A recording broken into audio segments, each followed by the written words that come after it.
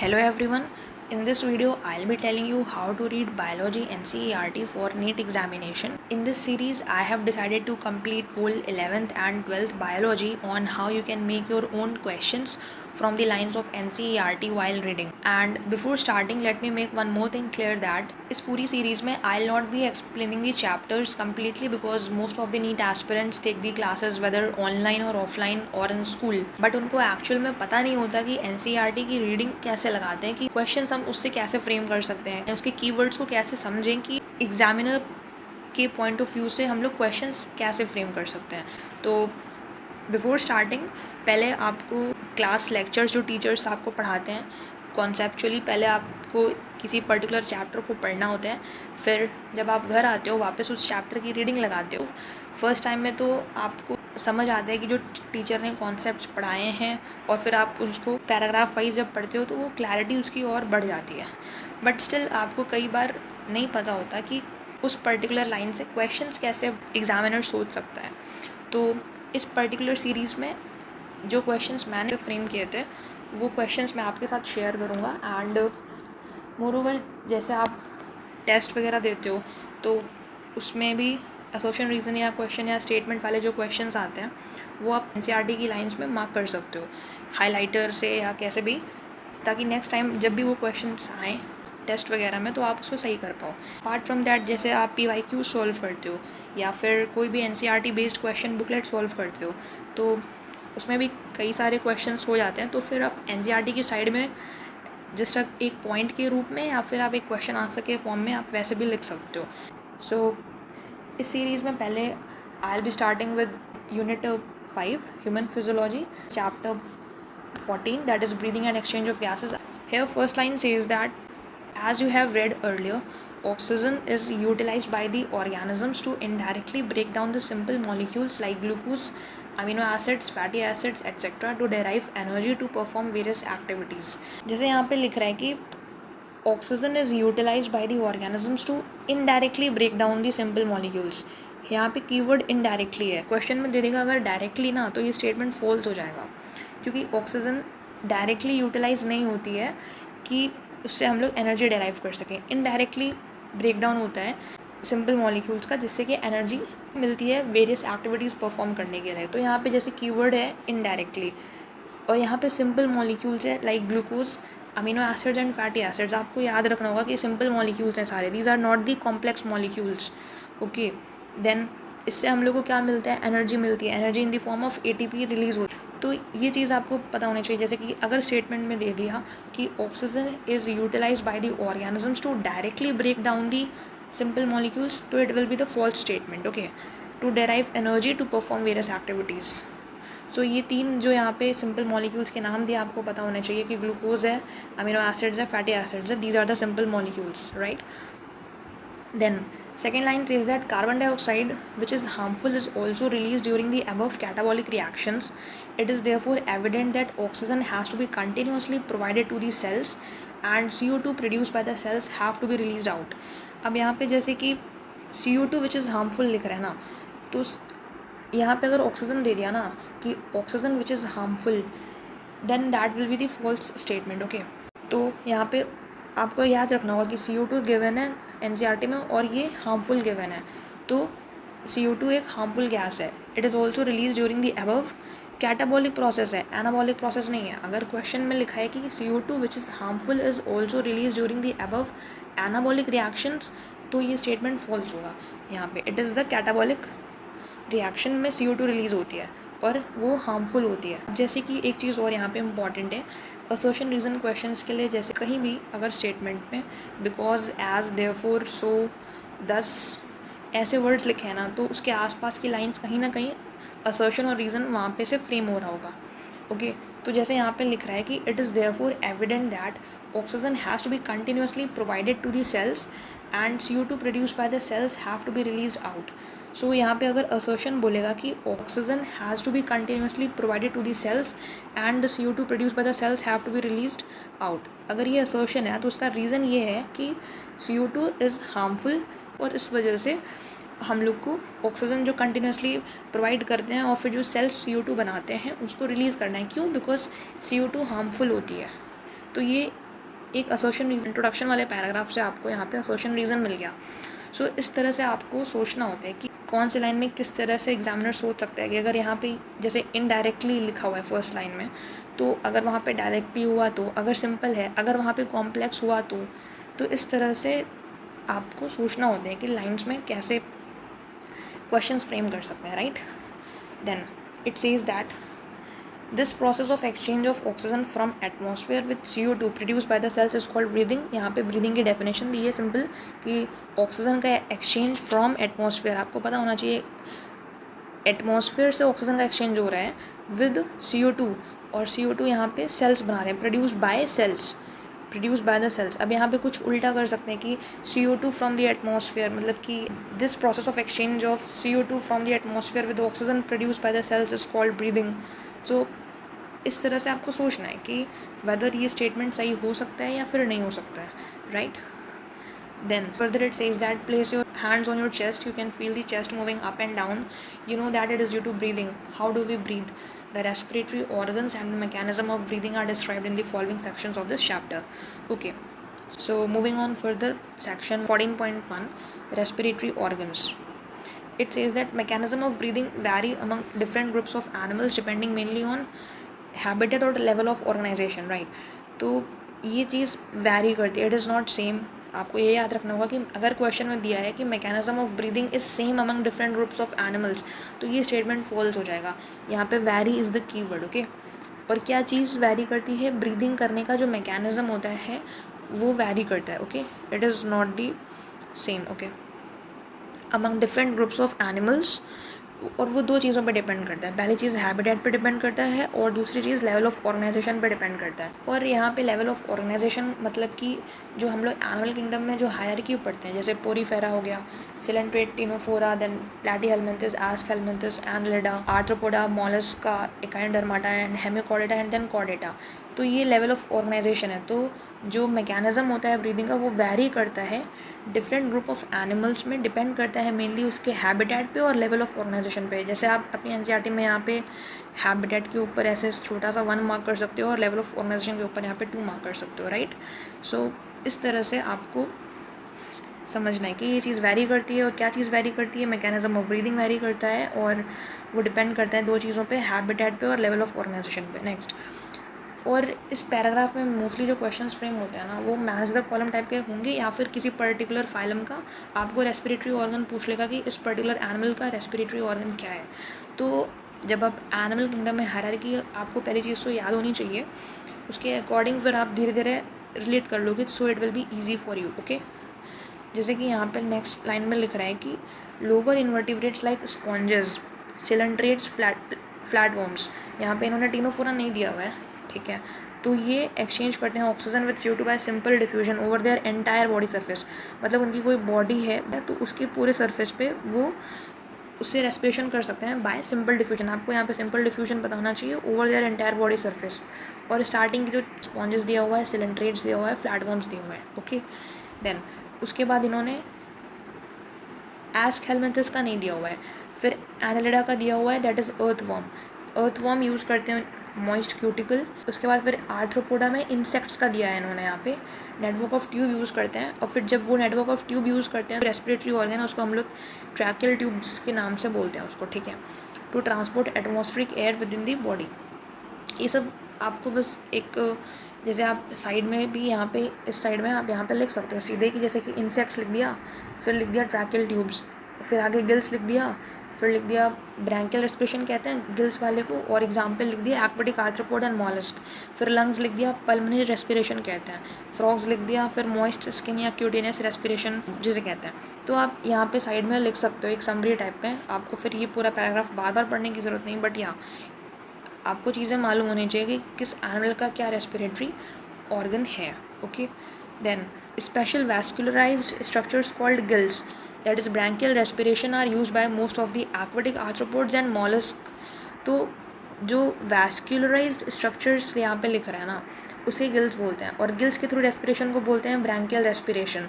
They are use by most of the aquatic arthropods and mollusc, whereas vascularized bags called lungs. अब यहाँ पे देखिए दो चीज़ें वैस्कुलराइज्ड टर्म्स में लिखी हुई हैं। आपको फिर ये याद रखना चाहिए कि अगर यहाँ पे वैस्कुलराइज्ड स्ट्रक्चर बोल रहा है इसका मतलब है गिल्स, बट अगर वैस्कुलराइज्ड बैग बोल रहा है तो उसका मतलब है लंग्स। ठीक है, तो लंग्स के थ्रू रेस्पिरेशन को कहते हैं पल्मोनरी रेस्पिरेशन। मतलब आपको टर्म्स रिलेट करने आने चाहिए। एक चीज़ ये है कि अगर आप चीज़ों को बार बार जब पढ़ोगे ना समझ के उसको कॉन्सेप्चुअली, तो फिर जैसे आपको पता चलेगा कि यहाँ पे भी वैस्कुलराइज लिखा हुआ है और यहाँ पे भी वैस्कुलराइज लिखा है, तो यहाँ पे और यहाँ पे डिफरेंस कैसे है। अगर एग्जाम में आ गया इस टाइप का टर्म या स्टेटमेंट ऐसा, तो हम डिफ्रेंशिएट कैसे करेंगे कि गिल्स की बात कर रहे हैं या फिर लंग्स की बात कर रहे हैं। तो उस केस में आपको ध्यान से पढ़ना होगा कि वैस्कुलराइज स्ट्रक्चर लिखा है तो फिर वो गिल्स है, और अगर वैस्कुलराइज बैग लिखा है तो फिर वो लंग्स है, राइट। उसके बाद फिर they are use by the terrestrial forms for the exchange of gases. Okay, then vertebrates में फिशेस यूज़ करते हैं गिल्स, और फिर उसके बाद जैसे हम लोग परम पढ़ते हैं PARAM, that is Pisces, amphibians, reptiles, Aves and mammals, right. तो यहाँ पे अब एम्फीबियंस है, फिर उसके बाद रेप्टाइल्स है, बर्ड्स है और मैमल्स हैं, तो वो लंग्स के थ्रू रेस्पायर करते हैं। और यहाँ पे इन्होंने एम्फीबियंस में, फ्रॉग्स में दिया हुआ है कि it respires through moist skin, जिसे कहते हैं क्यूटेनियस रेस्पिरेशन। तो ये पैराग्राफ बहुत सिंपल हो जाता है जब आप एनिमल किंगडम जैसे चैप्टर्स पढ़ लोगे, और इवन अभी भी आप इसको इसमें याद करने में आई डोंट थिंक कोई प्रॉब्लम रहेगी। ठीक है, बट चीज़ों को समझना होगा, लाइन्स को, जैसे यहाँ पे वैरी है और यहाँ पे हैबिटेट और लेवल ऑफ ऑर्गेनाइजेशन इस पर डिपेंड करता है, ये दो चीज़ें होती हैं। फिर यहाँ पे वैस्कुलराइज्ड स्ट्रक्चर दिया हुआ है और यहाँ पे वैस्कुलराइज्ड बैग दिया हुआ है, तो वो चीज़ें आपको पता होनी चाहिए। और एक चीज़ और यहाँ पे जैसे कि दिया हुआ है कि by most of the aquatic arthropods and mollusc, यहाँ पे ऑल नहीं दिया हुआ है। अगर ऑल हो जाएगा ना तो फिर it will be the wrong statement. ठीक है, जैसे कि गिल्स जो हैं they are use by most of the aquatic arthropods and mollusc, कुछ एक्सेप्शंस भी होते हैं, तो यहाँ पे मोस्ट ऑफ द लिखा हुआ है। तो इस तरह से आपको on further it says that human respiratory system, we have a pair of external nostrils opening out above the upper lips. अब यहाँ पे पेयर लिखा हुआ है, पेयर मतलब कि दो होते हैं, तो अगर क्वेश्चन में बोलेगा कितने एक्सटर्नल नोस्ट्रल्स होते हैं तो दो होते हैं, बट अगर कितने पेयर पूछेगा तो अ पेयर। यहाँ पे ये अ वर्ड इंपॉर्टेंट है, one pair. Okay, one pair of external nostrils होते हैं opening out above the upper lips. जैसे ये अगर हमारा लिप है तो अपर लिप ये जो है इधर दो एक्सटर्नल नोस्ट्रल्स प्रेजेंट है, राइट।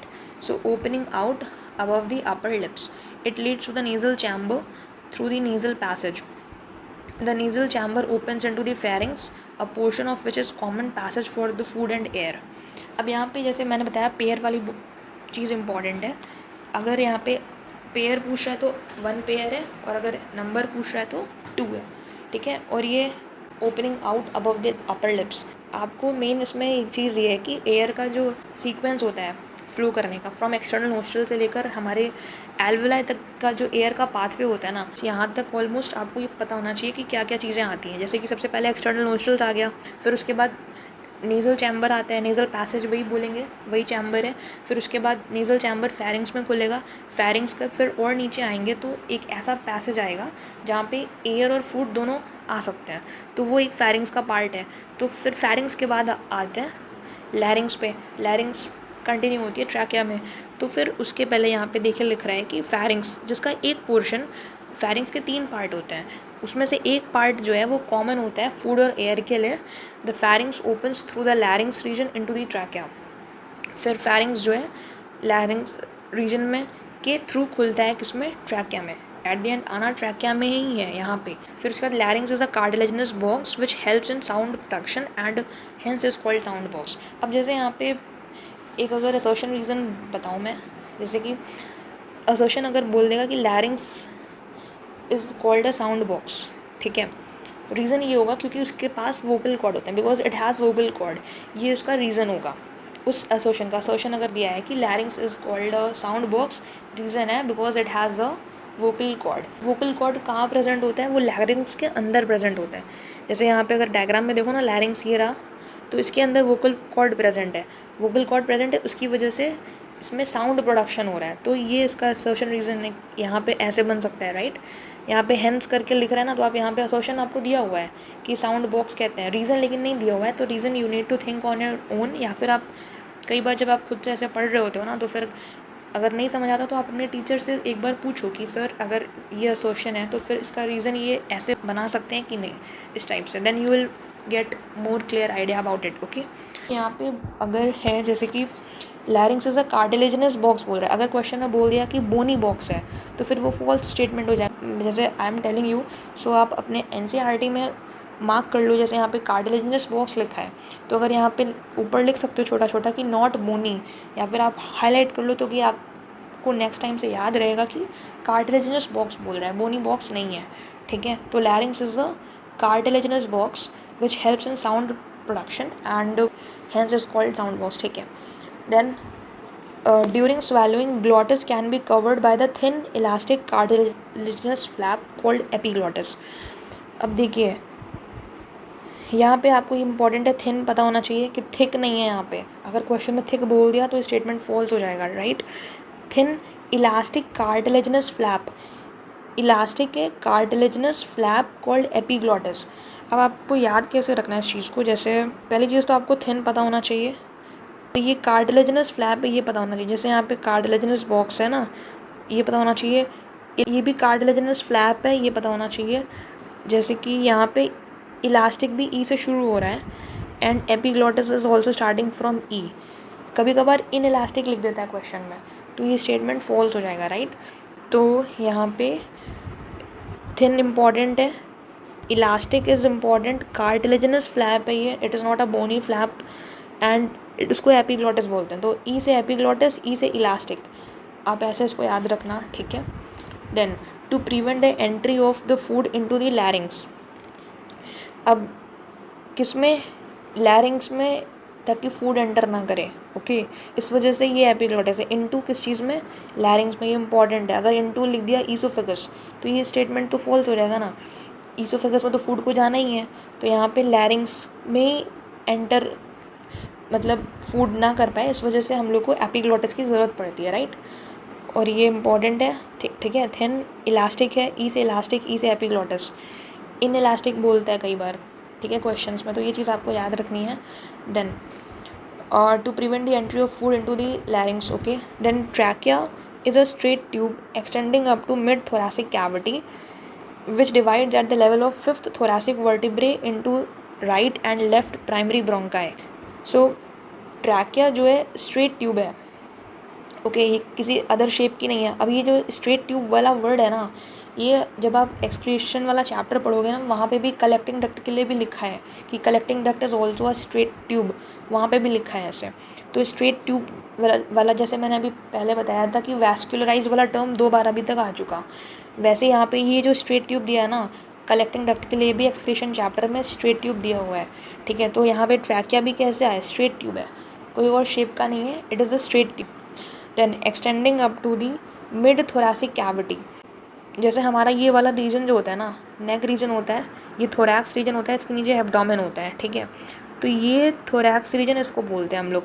तो ये जो ट्रैकिया है, ये जैसे मैंने बताया ये थोरैक्स रीजन है, तो इसका बीच वाला पोर्शन ये रहा, तो फिर ये मिड thoracic रीजन हो गया ना.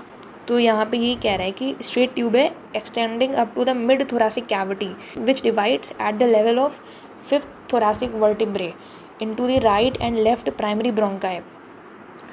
अब फिफ्थ thoracic vertebrae और राइट एंड लेफ्ट, मतलब ये ट्रैकिया है, राइट एंड लेफ्ट ब्रोंकाई में डिवाइड होते हैं. ठीक है, अब यहाँ पे फिफ्थ thoracic vertebrae कई स्टूडेंट्स को कन्फ्यूजन होती है कि फिफ्थ thoracic vertebrae कैसे बोल रहे हैं. देखिए, जब भी कभी हम लोग इस टाइप के एनाटॉमिकल टर्म्स यूज़ करते हैं तो हम लोग जो हमारा पीछे वर्टिब्रल कॉलम होता है ना, उससे रिलेट करते हैं. जैसे ये ब्रेन है और इससे ये स्पाइनल कॉर्ड निकल रही है, तो अब इस स्पाइनल कॉर्ड की प्रोटेक्शन के लिए कुछ बोन्स इसके सराउंडिंग में प्रेजेंट होती हैं, जैसे वर्टिब्रे कहते हैं. ठीक है, तो अब इन बोन्स का, अगर ये बोन्स नेक रीजन में प्रेजेंट है तो उसको सर्वाइकल कहेंगे. अगर ये बोन्स थोरैक्स रीजन में प्रेजेंट है तो उसे थोरैसिक वर्टिब्रे कहेंगे. अगर ये बोन्स एब्डोमेन रीजन में प्रेजेंट हैं तो उसको लंबर वर्टिब्रे नाम से बोलते हैं. फिर उसके नीचे आता है सेक्रम और फिर उसके नीचे आता है कॉकेक्स. ठीक है, तो अभी यहाँ पे हम लोग थोरैसिक रीजन की बात कर रहे हैं और हर रीजन में अलग अलग नंबर्स में होती हैं. जैसे सर्वाइकल जो है वो 7 होती हैं, थोरैसिक जो है 12 होती हैं, लंबर 5 होती हैं, फिर सेक्रम 1 होती है, 4 फ्यूज होता है, एंड कॉकेक्स 1 होती है, 3 फ्यूज होते हैं. ठीक है, तो अभी हम लोग जैसे थोरैसिक रीजन की बात कर रहे हैं तो उसमें 12 पीछे के साइड पे 12 वर्टिब्रल कॉलम्स होंगी और उनका रिप्रेजेंटेशन होता है. सर्वाइकल के लिए C7 यूज़ करते हैं, थोरैसिक के लिए T12 यूज़ करते हैं, लंबर के लिए 5, सेक्रम के लिए 1 फ्यूज्ड एंड कॉक्सिक्स के लिए ऑल्सो 1 फ्यूज्ड है। थोरेसिक वाली 12 हो गई ना पूरी। अब जैसे कि काउंटिंग करते हैं इसके, जैसे यहाँ पे ट्रैकिया है, इसके पीछे साइड में जो वर्टिब्रे प्रेजेंट होगी तो 1 2 3 4 5 6 7 8 9 10 11 12 तक, ठीक है। अब जब पीछे वर्टिब्रा काउंट करें, जो 5th थोरेसिक वर्टिब्रे है वो T5, और जो ट्रैकिया आगे से जो बाइफर्केट हो रहा है ब्रोंकाई में, वहाँ पे ये जो बाइफर्केशन है ये वाले, यहाँ पे ये जो पॉइंट दिख रहा है और इसके जस्ट पीछे देखेंगे ना तो वो वहाँ पे वो T5 होगा, ठीक है। तो इसलिए बोल रहे हैं यहाँ पे कि 5th है ये थोरेसिक वर्टिब्रे है, ठीक है। अगर यहाँ पे 5th सर्वाइकल वर्टिब्रे लिख देगा ना, जैसे C7 वाला, सी के लिए सर्वाइकल के लिए, तो ये फॉल्स हो जाएगा ऑब्वियसली। यहाँ पे थोड़ी ना कहीं पे बाइफर्केशन हो रहा है ट्रैकिया का ब्रोंकाई में, ठीक है। अगर लंबर लिख दिया 5th लंबर वर्टिब्रे तो भी गलत हो जाएगा स्टेटमेंट, ठीक है। तो इस तरह से 5th थोरेसिक वर्टिब्रे ही होगा यहाँ पे, okay. Into right and left primary bronchi है। फिर अब यहाँ इस वाले पैराग्राफ में आपको मेन ये चीज़ याद रखनी है कि किस तरह से डिवीजन हो रहा है। जैसे कि अगर ट्रैकिया है तो फिर लेफ्ट और राइट ब्रोंकाई में, फिर प्राइमरी ब्रोंकाई, फिर सेकेंडरी ब्रोंकाई, फिर टर्शियरी ब्रोंकाई, फिर उसके बाद ब्रोंकाई फर्दर डिवाइड होते हैं ब्रोंक्यूल्स में, तो जैसे इनिशियल ब्रोंक्यूल्स, टर्मिनल ब्रोंक्यूल्स, इस टाइप से, ठीक है। तो जैसे यहाँ पे दिया हुआ है कि divides at the level of 5th thoracic vertebrae, ठीक है। Each bronchi undergoes repeated divisions to form the secondary and tertiary bronchi and bronchioles ending up into the very thin terminal bronchioles. अब यहाँ पे थिन इंपॉर्टेंट है, again यहाँ पे thick नहीं है। अब देखिए आप ऐसे सोचिए कि थिन वाला जो वर्ड है हमें 2 बार मिल चुका, एक यहाँ पे थिन मिल चुका है और एक यहाँ पे थिन मिल चुका है, तो आपको पता होना चाहिए कि थिन टर्मिनल ब्रोंक्यूल्स हैं, थिक नहीं है यहाँ पे, ठीक है। The trachea primary secondary and tertiary bronchi. अब यहाँ पे देखिए ऑर्डर लिख रहा है यहाँ पे, जैसे यहाँ पे ट्रैकिया है, फिर ये ब्रोंकाई डिवाइड हुए, ये फर्दर और डिवाइड होंगे सेकेंडरी ब्रोंकाई, फिर ये फर्दर और डिवाइड होंगे टर्शियरी ब्रोंकाई में, और फिर ये फर्दर डिवाइड होंगे इनिशियल ब्रोंक्यूल्स में, और फिर आगे जाके और टर्मिनल ब्रोंक्यूल्स तक पहुँचते फिर यहाँ पे डक्ट्स होंगी और फिर यहाँ पे एल्वेलाई होगा। इस टाइप से ये डिवीजन होता है, राइट। और ये चीज़ आपको पता होनी चाहिए कि trachea primary secondary tertiary bronchi और इनिशियल ब्रोंक्यूल्स तक they are supported by incomplete cartilaginous rings. मतलब ये जो रिंग्स आपको दिख रही है ना, ये वाली, ये सारी, ये इनकम्प्लीट है, मतलब ये आगे से ही ऐसी है, पीछे नहीं है वहाँ पे कोई रिंग, ठीक है। इनकम्प्लीट है, ये कार्टिलेज की बनी है, it is not a bony ring, okay. C shaped की हाइलाइन कार्टिलेज की रिंग होती है, तो कार्टिलेजिनस रिंग्स हैं ये, जैसे ये दिख रही है ना ये रिंग्स, तो ये इनकम्प्लीट है, कार्टिलेज की बनी है, रिंग्स हैं, ठीक है। और कहाँ तक है? ट्रैकिया में प्रेजेंट है, प्राइमरी सेकेंडरी टर्शियरी ब्रोंकाई तक हैं और इनिशियल ब्रोंक्यूल्स तक हैं ये रिंग्स, ठीक है। उसके बाद ये रिंग्स नहीं प्रेजेंट है, तो आपको ये पता होना चाहिए कि रिंग्स कहाँ से कहाँ तक प्रेजेंट है, ये चीज़ यहाँ पे इंपॉर्टेंट होती है। फिर उसके बाद बोल रहे हैं कि each terminal bronchiole gives rise to a number of very thin irregular walled and vascularized bag like structure called alveoli. अब टर्मिनल ब्रोंक्यूल्स जो होते हैं ना, हर terminal bronchiole gives rise to very thin, यहाँ पे भी इंपॉर्टेंट है वेरी थिन। अगेन थिन वाला वर्ड हमारे पास दूसरी बार आ चुका है, तीसरी बार sorry, very thin irregular walled है, ये पता होना चाहिए किस तरह की, रेगुलर नहीं है यहाँ पे, अगर क्वेश्चन में रेगुलर बोल दिया तो स्टेटमेंट फॉल्स हो जाएगा। इरेगुलर वॉल्ड है, और ये एक इम्पॉर्टेंट टर्म है vascularized bag like structure called alveoli. अभी वैस्कुलराइज ये 3rd टाइम हम देख रहे हैं, इसके पहले वैस्कुलराइज्ड हमने स्टार्टिंग में यहाँ पे देखा था गिल्स के लिए, यहाँ पे जैसे देखा था वैस्कुलराइज्ड स्ट्रक्चर जिसे कहते हैं गिल्स, वैस्कुलराइज्ड बैग्स जिसे कहते हैं लंग्स। अब यहाँ पे क्वेश्चन बोल रहे हैं कि वैस्कुलराइज्ड बैग लाइक स्ट्रक्चर, तो वो यहाँ पे एल्वेलाई है। ये तीनों टर्म्स आपको डिफरेंशिएट करने आने चाहिए, कि मतलब लाइंस डिफरेंशिएट करनी आनी चाहिए कि कौन सी लाइन गिल्स के लिए है, कौन सी लाइन लंग्स के लिए है, कौन सी लाइन एल्वेलाई के लिए है, ठीक है। देन उसके बाद the branching network of bronchi, bronchioles and alveoli comprise the lungs. मतलब ये ब्रोंकाई, फिर ब्रोंक्यूल्स, उसके बाद एल्वेलाइज आते हैं, ये पूरा लंग्स का पार्ट है, मतलब जहाँ से ये ब्रांचिंग शुरू हो जाती है वो पूरा लंग्स का पार्ट है। फिर उसके बाद we have 2 lungs which are covered by double layered pleura with pleural fluid between them, it reduces friction on the lung surface. हमारे पास 2 lungs हैं, सबको पता है, ठीक है, which are covered by double layered pleura, single pleura नहीं है यहाँ पे, डबल लेयर्ड है, ये पता होना चाहिए कि कितनी लेयर है, ट्रिपल लिख देगा तो फॉल्स हो जाएगा, ठीक है। Double layered pleura, pleura term basically हम लोग लंग्स के लिए हमेशा यूज़ करते हैं, तो इस वजह से डबल लेयर्ड प्लूरा है। और प्लूरा है तो फिर उसके अंदर ऑब्वियसली प्लूरल फ्लूइड प्रेजेंट होगा। फिर उसका फंक्शन यहाँ पे पता होना चाहिए, फ्रिक्शन को कम करना, reduces the friction on the lung surface. अब जैसे यहाँ पे प्लूरा बोल रहा है, डबल लेयर्ड, यहाँ पे जैसे आप हार्ट पढ़ोगे तो वहाँ पे उसकी कवरिंग को बोलते हैं पेरिकार्डियम। तो अगर यहाँ पे बोल देगा कि लंग्स की अगर बात कर रहा है कि we have 2 lungs which are covered by a double layered pericardium, तो ये फॉल्स हो जाएगा, ठीक है। या फिर मेजेंट्री लिख दिया या फिर पेरिटोनियम लिख दिया तो वो स्टेटमेंट फॉल्स हो जाएगा, right. Before moving on further, first clear this diagram. जैसे कि इसमें इंपॉर्टेंट ये है कि पहले तो diagrammatic view of human respiratory system दिया हुआ है, ये सेक्शनल व्यू दिया हुआ है लेफ्ट लंग का। सेक्शनल व्यू मतलब जो आपको अंदर भी विजिबल हो रहा है ना यहाँ पे, तो वो लेफ्ट लंग का ही सिर्फ सेक्शनल व्यू दिया हुआ है, राइट लंग का सेक्शनल व्यू यहाँ पे नहीं दिया हुआ है, ठीक है। तो ये पता होना चाहिए कि किसका सेक्शनल व्यू गिवन है यहाँ पे, ठीक है। लेफ्ट लंग का सेक्शनल व्यू दिया हुआ है। और ये एपिग्लॉटिस है, ठीक है। ये लैरिंग्स है, okay. Then trachea, then these are the pleural membranes, 2 बताया था ना, तो ये 2 प्लूरल मेम्ब्रेन है, एक ये वाला और एक ये वाला, राइट। देन उसके बाद फिर ये एल्वेलाइज हैं, देन 2 प्लूरल मेम्ब्रेन के बीच में प्लूरल फ्लूइड फिल है, उसके बाद फिर ये ब्रोंक्यूल्स हैं, फिर ये डायफ्राम है and this is the heart and ये लंग्स हैं। देन ये cut end of the ribs हैं, मतलब यहाँ पे ऐसे ऐसे आगे रिब्स हैं ना, तो जब उसको ऐसा फ्रंट से जब ऐसे कट करेंगे तो फिर ये उसके कट एंड्स इस तरह से ही दिखेंगे, ठीक है। फिर ये पता होना चाहिए ब्रोंकस, जैसे हमने पढ़ा था ट्रैकिया था, फिर लेफ्ट ब्रोंकाई राइट ब्रोंकाई पढ़ा था ना। Bronchi is plural term and bronchus is a singular term, तो ये इंपॉर्टेंट है। ये ब्रोंक्यूल नहीं है कि ब्रोंक्यूल यहाँ पे मार्क्ड है, ये चीज़ आपको पता होना चाहिए कि ब्रोंक्यूल किसके लिए कह रहे हैं। Bronchus is the singular term for bronchi, okay. Then next line says that कि outer pleural membrane is in close contact with the thoracic lining, whereas the inner pleural membrane is in contact with the lung surface. अब यहाँ पे 2 चीज़ें main चीज़ है कि ठीक है, मतलब जो आउटर, जैसे मैंने बताया ना, ये 2 प्लूरल मेम्ब्रेन है, तो ये जो आउटर वाली है ना प्लूरल मेम्ब्रेन, ये वाली, ये क्लोज कॉन्टैक्ट में थोरैसिक लाइनिंग के, ठीक है।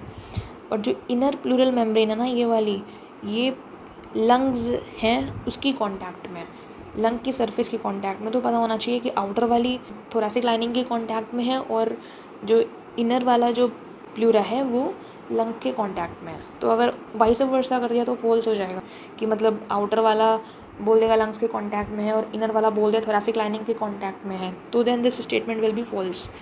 इस तरह से आपको, मतलब एग्जामिनर ऑब्वियसली ऐसे सोचेगा कि अगर मैं इसको रिवर्स कर दूँ या इसको ऑपोजिट कर दूँ या इसकी जगह कोई ऐसा वर्ड ले आऊँ शायद जिसकी जो सिनोनिम हो उसके, तो उस टाइप से क्वेश्चंस को डिफरेंट वे में फ्रेम कर सकती है, ठीक है। Then moving on further, it says that the part starting with external nostrils up to the terminal bronchioles constitute the conducting part. अब ये चीज़ पता होनी चाहिए कि कंडक्टिंग पार्ट कौन सा है और रेस्पिरेटरी या फिर एक्सचेंज पार्ट कौन सा है। यहाँ पे तो पहले जैसे मैंने स्टार्टिंग में यहाँ पे इसके लिए बताया था कि पे इनकम्प्लीट कार्टिलेजिनस रिंग्स प्रेजेंट हैं। एक तो ये वाला पता होना चाहिए कहाँ तक रिंग्स प्रेजेंट हैं, ये कहाँ से कहाँ तक प्रेजेंट है, मतलब उसका पूरा ऑर्डर पता होना चाहिए। फिर उसके बाद कंडक्टिंग पार्ट किसे कहते हैं उसका ऑर्डर पता होना चाहिए, और एक्सचेंज पार्ट किसे कहते हैं, एक चीज़ ये। और फिर यहाँ पे स्टार्टिंग में मैंने बताया था जो कि एयर जो एंटर करती है वहाँ से लेके एल्वुलाई तक का पूरा पाथवे आपको ऑर्डर उसका पता होना चाहिए कि क्या चीज़ किसके बाद यहाँ पे आती है, ठीक है। अब जैसे यहाँ पे कंडक्टिंग पार्ट बोल रहा है तो फिर यहाँ पे कंडक्टिंग पार्ट शुरू कहाँ से कर रहा है, एक्सटर्नल नोस्ट्रल से कर रहा है। तो एक्सटर्नल नोस्ट्रल्स के बाद क्या आते हैं, फेरिंग्स आते हैं, फिर लैरिंग्स आते हैं, फिर लैरिंग्स के बाद ट्रैकिया आते हैं, फिर ट्रैकिया के बाद ब्रोंकाई आता है, लेफ्ट ब्रोंकाई राइट ब्रोंकाई, फिर ब्रोंकाई के बाद उसमें भी primary bronchi, secondary bronchi, tertiary bronchi आता है, ठीक है। फिर उसमें भी टर्शियरी ब्रोंकाई तक आए, फिर उसके बाद फिर इनिशियल ब्रोंक्यूल्स आते हैं, फिर उसके बाद लास्ट में टर्मिनल ब्रोंक्यूल्स आते हैं। तो टर्मिनल ब्रोंक्यूल्स तक हम लोग उसको कंडक्टिंग पार्ट बोलते हैं, ठीक है। और जो हम लोग ने इनकम्प्लीट कार्टिलेजिनस रिंग्स देखी थी वो हमने इनिशियल ब्रोंक्यूल्स तक देखी थी। फिर उसके बाद यहाँ पे तो कंडक्टिंग पार्ट के लिए एक्सटर्नल नोस्ट्रल से लेकर टर्मिनल ब्रोंक्यूल्स तक ये चीज़ इंपॉर्टेंट है। Then after that whereas alveoli and their ducts forms the respiratory और the exchange part of the respiratory system. So जैसे यहाँ पे डायग्राम में हमने देखा ये पूरा एल्वुलाई था, राइट। अब इसकी ये वाली एक डक्ट है, ठीक है, और ये सारी एल्वुलाई की पार्ट्स है ना, मतलब एक एल्वुलाई की डक्ट है, इसको एल्वुलर डक्ट बोलते हैं। फिर एट्रियम आता है, फिर एल्वुलाई आता है जो कि एक रेस्पिरेटरी यूनिट होती है मेन। तो इस तरह से ये जो डक्ट्स और एल्वुलाई है और ये उनकी जो डक्ट्स दिख रही है ना, वो फॉर्म करती हैं exchange part, okay, of the respiratory system. Then the conducting part transports the atmospheric air to the alveoli. Conducting part मतलब एक्सटर्नल नोस्ट्रल से लेकर टर्मिनल ब्रोंक्यूल्स तक कंडक्टिंग पार्ट है, तो transports the atmospheric air to the alveoli. कहाँ से कहाँ तक? एटमॉस्फेरिक एयर को कहाँ तक? एल्वुलाई तक। उसका फंक्शन दिया हुआ है, तो आप इसको ऐसे यहाँ पे अपने एनसीईआरटी में transports the atmospheric air to the, पहला काम तो उसका ट्रांसपोर्ट है, आप यहाँ पे ऐसे 1 लिख सकते हो, ठीक है। देन फिर clears it from foreign particles, तो 2 लिख सकते हो। Then humidifies it 3 and also brings the air to the body temperature, that is 4। So इस तरीके से आप इसके फंक्शंस लिख सकते हो कि कंडक्टिंग पार्ट के ये सारे फंक्शंस हैं, ठीक है। Then exchange part is the site of actual diffusion of oxygen and CO2 between the blood and atmospheric air. ये चीज़ इंपॉर्टेंट है बिकॉज एक्सचेंज पार्ट, एक तो ऑक्सीजन और CO2 का जो डिफ्यूजन होता है ना, वो लंग्स में भी होता है और एक जगह टिश्यूज़ में भी होता है। तो यहाँ पे क्योंकि हम लोग एक्सचेंज पार्ट की बात कर रहे हैं, मतलब एल्वुलाई वाले पार्ट की बात कर रहे हैं, मतलब लंग्स वाले पार्ट की बात कर रहे हैं, तो एक्चुअल जो डिफ्यूजन होता है यहाँ पे एक्सचेंज पार्ट में ऑक्सीजन और CO2 का होता है ब्लड और एटमॉस्फेरिक एयर के बीच में। यहाँ पे अगर between the blood and tissue लिख दिया ना, तो ये स्टेटमेंट फॉल्स हो जाएगा, बिकॉज यहाँ पे हम लोग एक्सचेंज पार्ट की बात कर रहे हैं और एक्सचेंज पार्ट में लंग्स इंक्लूडेड है, तो फिर यहाँ पे ब्लड और एटमॉस्फेरिक एयर होगा, ठीक है। जैसे यहाँ पे ओबियसली कैपिलरीज गई होंगी, ठीक है, तो अब ये ब्लड है और यहाँ से जो एटमॉस्फेरिक एयर आ रही है वो, और यहाँ पे जो डीऑक्सीजनेटेड ब्लड है वो आ रहा है जो, तो वहाँ पे ऑक्सीजन और CO2 का एक्सचेंज होगा ना, तो उस वजह से ये इन दोनों के बीच में between blood and atmospheric air. Then the lungs are situated in thoracic chamber which is anatomically an air tight chamber होता है। अब यहाँ पे मेन इसमें ये क्वेश्चन बनता है कि डॉर्सल, वेंट्रल और एंटीरियर पार्ट में क्या है, पोस्टीरियर पार्ट में क्या है, इस टाइप से क्वेश्चंस बनते हैं इसमें। तो मेन तो यही है कि the thoracic chamber is form dorsally by the, जैसे मैंने बताया था, ये पीछे वर्टिब्रल कॉलम होती है, फिर वेंट्रली बाय द स्टर्नम होता है। वेंट्रल, आप देखिए वेंट्रल और डॉर्सल ऐसे समझ सकते हैं, तो जैसे सपोज ये हार्ट होता है, तो इधर वेना कावा आता है, ठीक है, मतलब जो डीऑक्सीजनेटेड ब्लड होता है वो वेना कावा लेके आता है, तो ये आगे की तरफ ही तो है ना हार्ट हमारा, तो we say vena cava we can say, and we say ventral, okay. या फिर आप ऐसे समझ सकते हैं जैसे वॉइस बॉक्स होता है, तो वॉइस बॉक्स जो है वो हमारा आगे की तरफ ही है ना, तो वो वेंट्रल पोर्शन है, आप इसको ऐसे याद रख सकते हो, वी से वेंट्रल और वी से वेना कावा और वॉइस बॉक्स, ठीक है। बट हाँ, वर्टिब्रल कॉलम से प्लीज़ मत रिलेट करना, अदरवाइज़ ये फॉल्स हो जाएगा, ठीक है।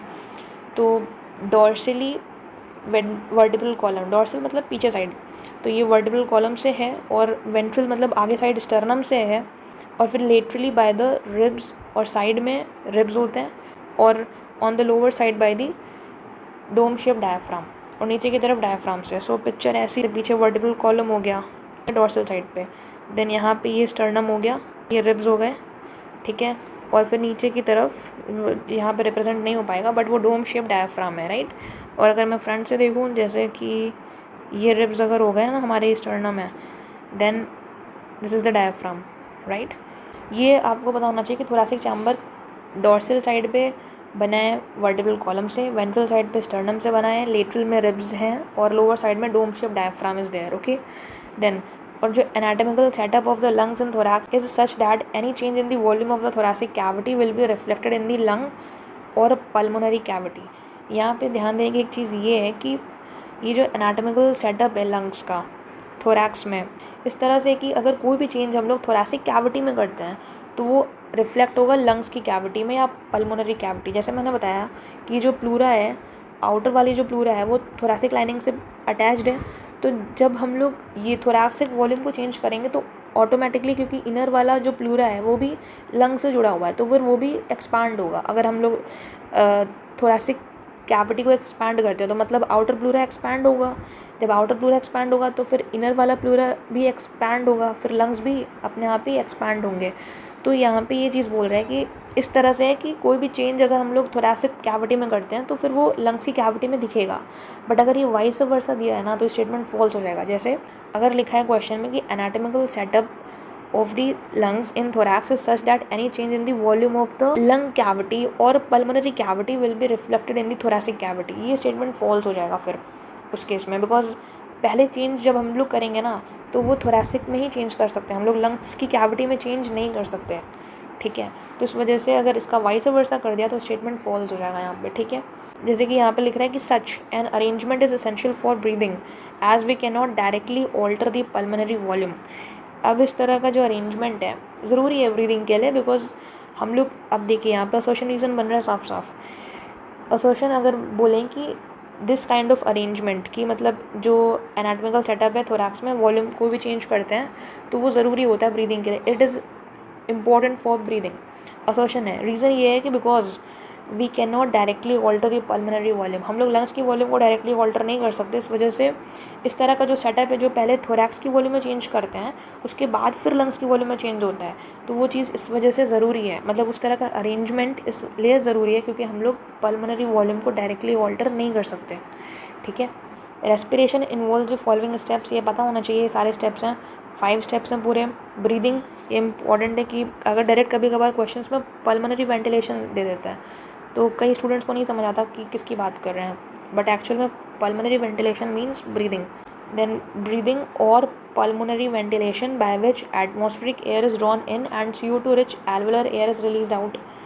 तो पता होना चाहिए यहाँ पे कि जो एटमॉस्फेयर की जो एयर है वो अंदर लेते हैं और जो CO2 रिच जो एल्वुलर में जो एयर भरी हुई है वो CO2 रिच है, ठीक है, उसको बाहर निकालना है। तो CO2 rich alveolar air is released out. This is for breathing, okay.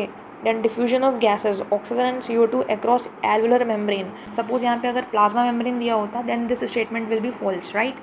अब देखिए यहाँ पे जैसे डिफ्यूजन दिया हुआ है ना ऑक्सीजन और CO2 का across alveolar membrane, it is not plasma membrane. और प्लाज्मा मेम्ब्रेन बता दूँ जैसे सेल होता है तो उसकी जो बाहर की कवरिंग होती है ना प्लाज्मा मेम्ब्रेन होती है एनिमल सेल में, बट प्लाज्मा मेम्ब्रेन के बाहर भी अगर कवरिंग है उसे सेल वॉल कहते हैं, वो प्लांट सेल्स में होता है, ठीक है।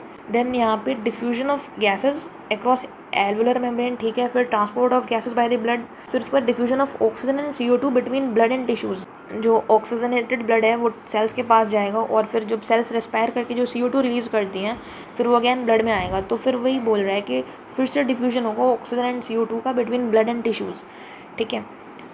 तो एक ये चीज़ होगी fourth point. Then fifth is utilisation of oxygen by cells for catabolic reactions and resultant release of CO2।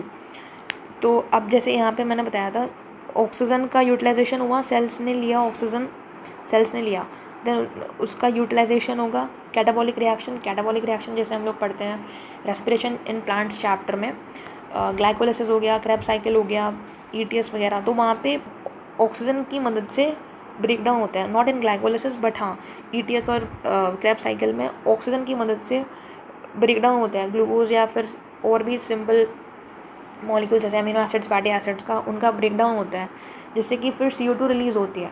तो उस प्रोसेस को, उस ब्रेक डाउन को वहाँ पे कहते हैं सेलुलर रेस्पिरेशन। तो सेल रेस्पायर करके वो जो रिलीज़ करते हैं CO2 तो फिर वो भी वापस से रिलीज़ आउट होगी ब्लड में, फिर इस तरह से यूटिलाइजेशन हो गया ऑक्सीजन का, ठीक है। तो मतलब मेन यहाँ पे पता होना चाहिए कि यहाँ पे अगर आप जैसे मार्क करोगे अपने NCERT में तो यहाँ पे एल्वुलर मेम्ब्रेन अंडरलाइन कर लेना कि यहाँ पे लिख सकते हो नीचे कि नॉट प्लाज्मा मेम्ब्रेन, ठीक है, तो वो गलत हो जाएगा, ठीक है। और फिर उसके बाद ये चीज़ पता होनी चाहिए कि यहाँ पे पहला वाला डिफ्यूजन जो है अगर स्टेप्स वाइज लिखना है ना तो पहला डिफ्यूजन एल्वुलर मेम्ब्रेन के अक्रॉस में है और दूसरा diffusion between blood and tissues के अक्रॉस में है, ये चीज़ पता होनी चाहिए। और यहाँ पे कैटाबॉलिक रिएक्शंस है, एनाबॉलिक रिएक्शन नहीं है। अगर यहाँ पे एनाबॉलिक रिएक्शन हो जाएगा तो देन ये स्टेटमेंट फॉल्स हो जाएगा। अगर मान लो यहाँ पे लिख दिया कि utilisation of nitrogen by the cells for catabolic reactions, तो ये गलत हो जाएगा। यहाँ पे आप अपने NCERT में लिख सकते हो ऐसे, इसको अंडरलाइन करके यहाँ पे लिख सकते हो नॉट नाइट्रोजन, ठीक है। इस टाइप से मतलब यहाँ पे भी कहीं भी छोटा छोटा लिख सकते हो जब भी आप पढ़ोगे, ताकि हर टाइम आपको वो चीज़ें दिमाग में रहें कि ओके यहाँ पे ये चीज़ है और यहाँ पे ये चीज़ नहीं हो सकती है। और एक चीज़ और है, क्वेश्चन में पूछते हैं कि एसिमिलेशन वो रेस्पिरेशन का प्रोसेस में इन्वॉल्व नहीं होता, it is not involve in the process of respiration. Assimilation वाला एक प्रोसेस होता है, बस मेन यहाँ पे यही है, ब्रीदिंग है, डिफ्यूजन है, ट्रांसपोर्ट है, देन अगेन डिफ्यूजन है, then cellular respiration that is utilisation, okay, of CO2 by the cells, ठीक है। सो आई होप यहाँ तक क्लियर हो गया होगा कि क्वेश्चंस किस तरह से फ्रेम करते हैं। 1 मिनट मैं ऊपर से अभी तक बता दूँ, जैसे अगर मैं थोड़ा समरी टाइप का बताऊँ अभी तक, जैसे इनडायरेक्टली यहाँ पे क्वेश्चन हो गया सिंपल। अगर यहाँ पे कॉम्प्लेक्स लिख दिया, जैसे आप अपनी एनसीईआरटी में यहाँ पे कॉम्प्लेक्स लिख सकते हो छोटा छोटा कि नॉट कॉम्प्लेक्स, और यहाँ पे आपको सिंपल मॉलिक्यूल्स के नाम पता होने चाहिए। यहाँ पे जैसे नॉट लिख दिया, ठीक है, not complex molecules, right. Simple molecules के 3 यहाँ पे एग्जाम्पल दिए हुए हैं। फिर उससे मिलती क्या है, एनर्जी मिलती है। देन CO2 हार्मफुल गैस, यहाँ पे एनसीईआरटी बोल रहा है CO2 is harmful, that's it. और ये रिलीज़ होती है कैटाबॉलिक प्रोसेस के टाइम पे, यहाँ पे जैसे एनाबॉलिक प्रोसेस के टाइम पे रिलीज़ नहीं होती यहाँ पे, ठीक है। देन उसके बाद फिर ऑक्सीजन है एक। Let me do one thing, I will do summary at the last I think, because otherwise video will be very lengthy, okay. So let me start first 2 more topics. I have to complete this mechanism of breathing and till capacity I'll be doing in this part 1, okay. Next part mein I'll do other parts of this chapter, remaining part till summary, okay. So mechanism of breathing, अब यहाँ पे जैसे breathing के लिए question में बोल रहा है 2 स्टेजेस होती हैं।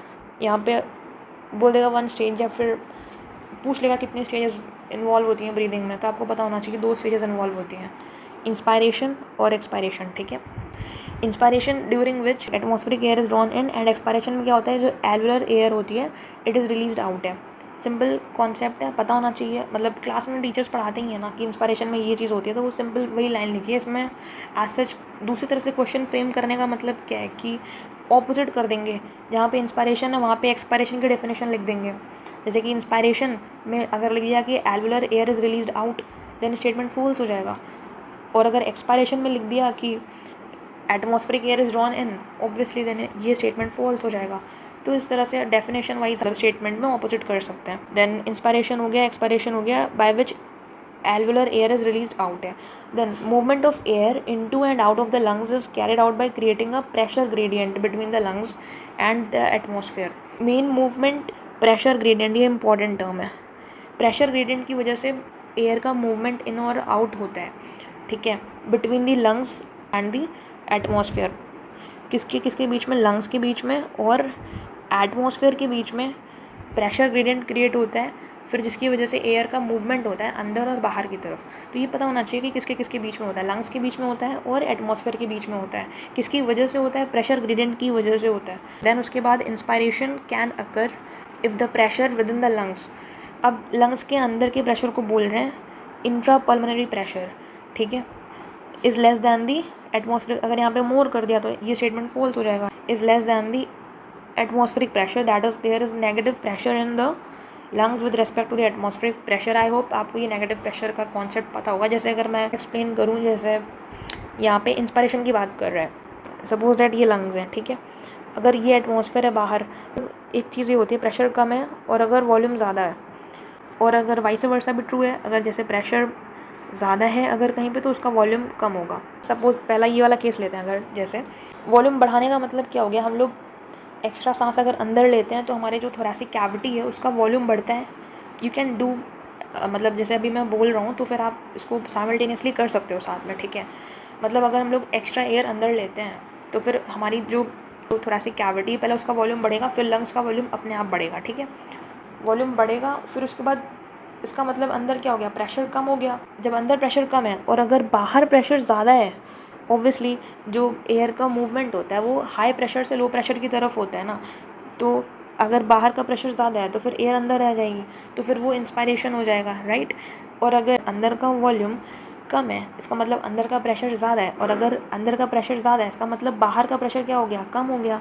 और अगर बाहर का प्रेशर कम हो गया तो फिर ऑब्वियसली एयर अंदर से बाहर की तरफ जाएगी, तो वो हो जाएगा एक्सपायरेशन, ठीक है। तो ये चीज़ होती है। अब यहाँ पे नेगेटिव प्रेशर का मतलब है कि जैसे अगर बाहर 20 है ना और अगर अंदर 10 है तो इस वाले प्रेशर को नेगेटिव प्रेशर बोलेंगे।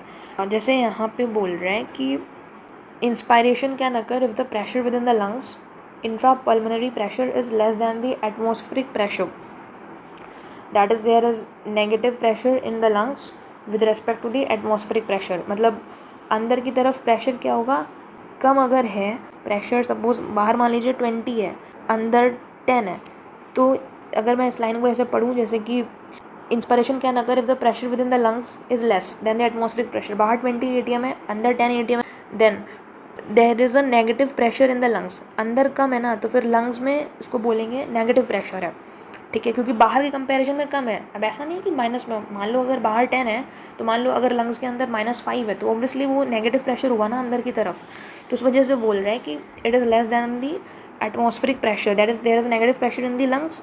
एटमॉस्फेयर की कंपैरिजन में लंग्स के अंदर नेगेटिव प्रेशर है, ठीक है। Expiration takes place when the intra pulmonary pressure is higher. Expression कब होगा, जब अंदर का जो प्रेशर है वो ज़्यादा है और बाहर की प्रेशर की कंपैरिजन में।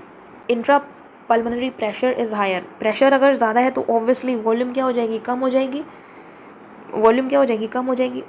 तो एयर का जो मूवमेंट होगा बाहर से अंदर की तरफ होगा, राइट, बाहर से अंदर की तरफ होगा। तो यहाँ पे ये फिर उस केस में एक्सपायरेशन बन जाता है, ठीक है।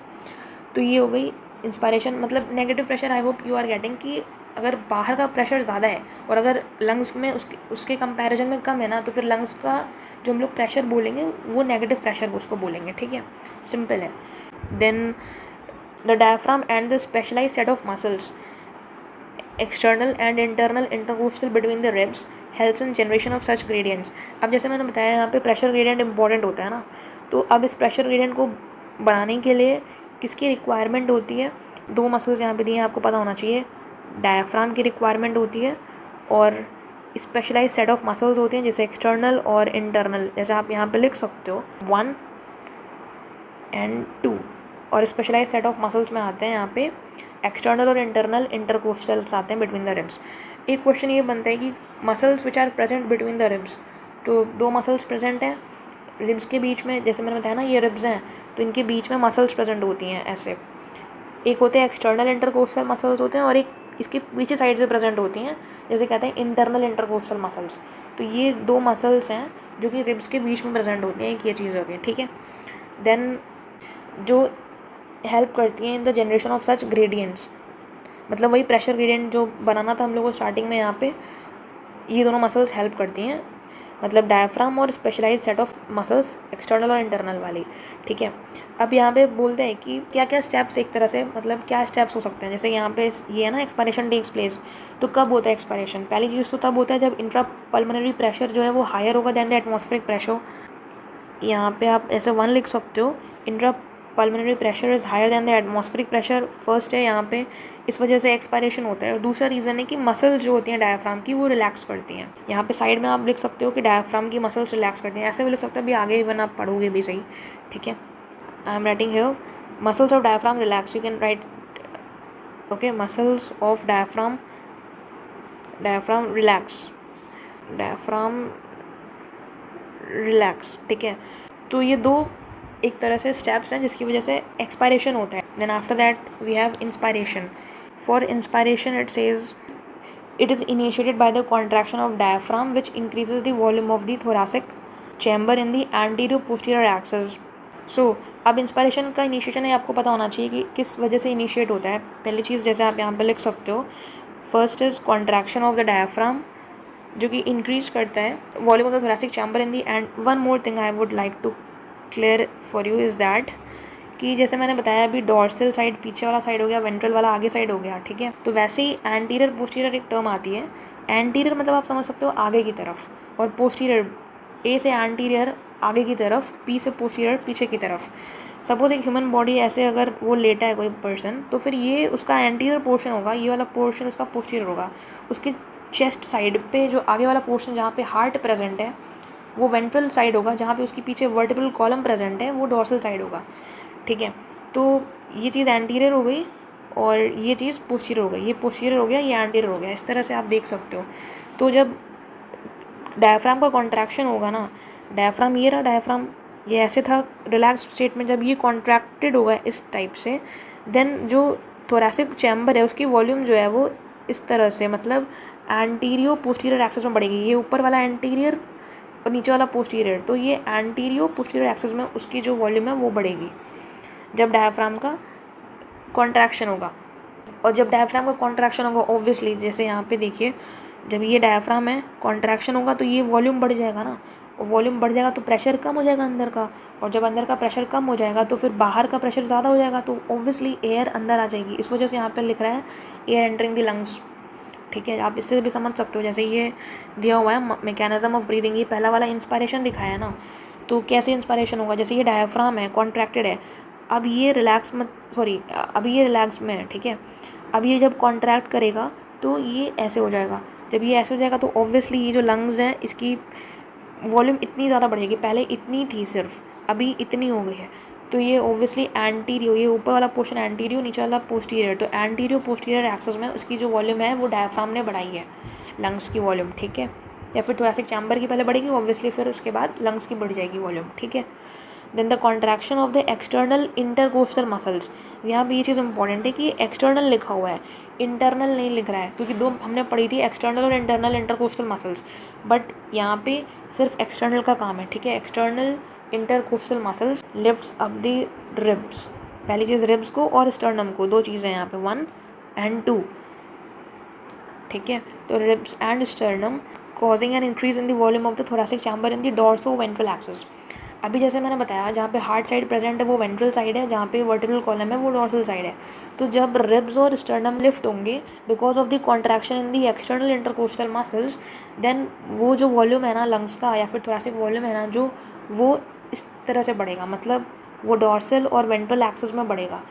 डायफ्राम ने उसको एंटीरियो पोस्टीरियर एक्सिस में बढ़ाया, ये चीज़ पता होनी चाहिए, डायफ्राम ने उसको एंटीरियो पोस्टीरियर एक्सिस में बढ़ाया, और जो जब एक्सटर्नल इंटरकोस्टल मसल्स का कॉन्ट्रैक्शन होगा, जब रिब्स और स्टर्नम लिफ्ट अप होंगे, देन जो थोरेसिक चैम्बर है उसका वॉल्यूम जो है वो डॉर्सो वेंट्रल एक्सिस में बढ़ेगा। ये चीज़ पता होनी चाहिए कि मतलब कौन सी मसल्स किस चीज़ के लिए रिस्पॉन्सिबल हैं, this you need to remember it. और यहाँ पे जैसे कि सिर्फ एक्सटर्नल इंटरकोस्टल मसल्स हैं, यहाँ पे इंटरनल नहीं है यहाँ पे, ठीक है। Then the overall increase in the thoracic volume causes similar increase in the pulmonary volume. Obviously अभी तक जितनी बात कर रहे थे सारा एक्सटर्नल अगर हम लोग खुद से भी करते हैं ऐसे, तो फिर वो हम लोग थोरेसिक वॉल्यूम में चेंजेस करते हैं, तो जब थोरेसिक वॉल्यूम में चेंज होगा अपने आप ही पल्मोनरी वॉल्यूम में चेंज हो जाएगा। तो अगर यहाँ पे उल्टा स्टेटमेंट दे दिया ना कि overall increase in the pulmonary volume, तो फिर ये ऑब्वियसली स्टेटमेंट फॉल्स हो जाएगा, क्योंकि हम लोग पहले तो चेंज करते हैं थोरेसिक में ना, उसके बाद फिर हम लोग पल्मोनरी वॉल्यूम में चेंजेस अपने आप होते हैं फिर, तो वो ठीक है। तो ये चीज़ हो गई। फिर उसके बाद यहाँ पे बोल रहा है सिमिलर इंक्रीज, ये इंपॉर्टेंट है, अगर बोल देगा डिफरेंट हो गया या फिर डिसिमिलर इंक्रीज तो ये फॉल्स हो जाएगा स्टेटमेंट, इस तरह से भी आप ऐसे सोच सकते हो, ठीक है। Then an increase in the pulmonary volume decreases the intra pulmonary pressure. Okay, volume और प्रेशर का जो रिलेशन होता है वो ऑपोजिट होता है, तो जब पल्मोनरी वॉल्यूम में इंक्रीज़ होगा देन ऑब्वियसली उसके अंदर जो इंट्रा पल्मोनरी प्रेशर है वो डिक्रीज़ होगा, और फिर इतना डिक्रीज़ हो जाएगा कि एटमॉस्फेरिक प्रेशर से भी कम हो जाएगा। जब एटमॉस्फेरिक प्रेशर से अंदर का प्रेशर कम हो जाएगा तो फिर ऑटोमेटिकली एयर जो है वो बाहर से अंदर अपने आप आ जाएगी, दैट इज़ फिर वो उस केस में इंस्पायरेशन हो जाएगा, ठीक है। और सिमिलरली अब यहाँ पे जैसे बोल रहे हैं relaxation of the diaphragm and intercostal muscles, relaxation की बात कर रहे हैं ना, ठीक है। डायफ्राम किया और intercostal muscles returns the diaphragm and sternum to the normal positions and reduce the thoracic volume and thereby the pulmonary volume। तो obviously अपने आप जब ये चीज़ें जो मैंने अभी यहाँ पे एक्सप्लेन करी ना, सब कॉन्ट्रैक्ट अगर हो रहा है तो जब ये वापस अपने रिलैक्स पोजीशन पे जाएंगी सारी मसल्स, वो एक्सपिरेशन हो जाएगा आइदर इंस्पायरेशन हो जाएगा, वो काम अपने आप ही हो जाएगा। जब कोई चीज़ अगर कॉन्ट्रैक्टेड है, ठीक है, मतलब जैसे रिलैक्सड है वापस कॉन्ट्रैक्ट किया, तो जब कॉन्ट्रैक्ट किया वापस जब अगर रिलैक्स होना है तो फिर ऑब्वियसली वो अपने आप चला जाता है। इस वजह से तो कहते हैं ना कि जो एक्सपायरेशन होता है ना वो पैसिव प्रोसेस होता है और इंस्पायरेशन एक्टिव प्रोसेस होता है। जैसे कि इंस्पायरेशन है एक्टिव प्रोसेस इस वजह से ना, क्योंकि जब हम लोग मसल्स को कॉन्ट्रैक्ट ऑलरेडी रिलैक्सड है, ठीक है, अब इसको कॉन्ट्रैक्ट करना है तो ये ऐसे होगा, तो कॉन्ट्रैक्ट करने के लिए एनर्जी की रिक्वायरमेंट होगी ना। अब जब ये कॉन्ट्रैक्टेड है, अब उसको कुछ नहीं करेंगे तो ये वापस अपने आप ये रिलैक्स स्टेट में ऐसे चली जाएगी, ठीक है। डायफ्राम की बात कर रहे हैं तो ये वापस रिलैक्स स्टेट में आ जाएगी। तो इस वजह से एक्सपायरेशन जो प्रोसेस होता है ना वो पैसिव प्रोसेस होता है, और जो इंस्पायरेशन होता है वो एक्टिव प्रोसेस होता है। इस वजह से टाइमिंग का भी डिफरेंस होता है इंस्पायरेशन और एक्सपायरेशन में, ठीक है।